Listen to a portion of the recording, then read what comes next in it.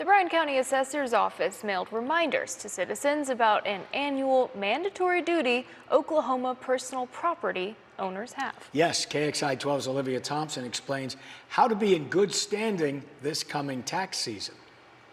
If you have personal property in Bryan County and received an Oklahoma Tax Commission form, the Bryan County Assessor Kylie Howe says it's not to be ignored, yet a reminder that your personal property renditions deadline is approaching. So renditions allow for proper notification and valuation of personal property to the correct owner in that tax year. Renditions refer to personal property only, such as Mobile homes, boat docks, farm and agricultural equipment, business personal property, and any improvement on leased land. Howe says a surprising amount of citizens don't submit their forms, but since it's required by state law, those late or without a submission incur a penalty that's easily avoidable. Penalties will start accruing after March 15th. There is a 10% penalty. After April 15th, a 20% penalty will be applied, and it will remain for that tax year.